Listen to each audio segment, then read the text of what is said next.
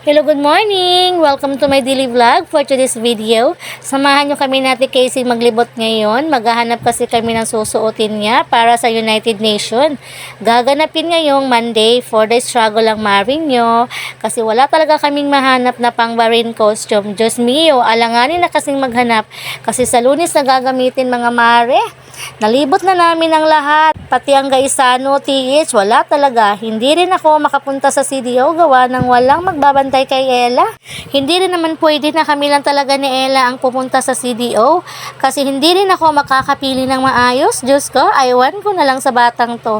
Ayaw pa naman to paawat. Pag gusto talaga niya, nako, baka magmuriot pa ang batang to doon. Kaya sabi ko talaga kay Ate Casey, yung simpleng mamamayan na lang talaga ng pang-Bahrain costume ang suotin niya.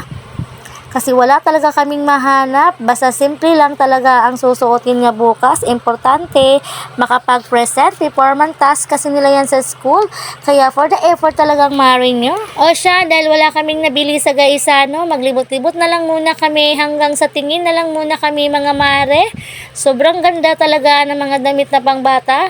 Kasya talaga kay Ella. Kaso yung perang dala namin ay enough lang talaga mga mare pangbili ng costume ni Ate Casey.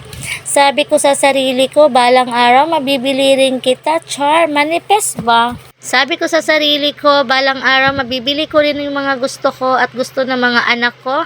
Char lang, pag magkakasahod na tayo kay Mita. Char, nagpaparinig kami kay Mita, baka naman magpapasko na po, charot lang.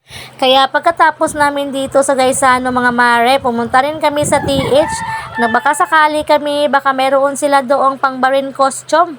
Sad to say, hindi rin kami nakabili kasi wala rin. Anyways mga mare, naisipan namin natin Casey na mag-DIY na lang kami, Char. Aba hindi. Hindi rin naman kami marunong mag-DIY mga mare. At sobrang lakas pa naman ng ulan yan mga mare. Urong-sulong talaga kami natin Casey for the effort talaga ang mother nyo. Kasi sa Monday na kasi gaganapin yung UN nila.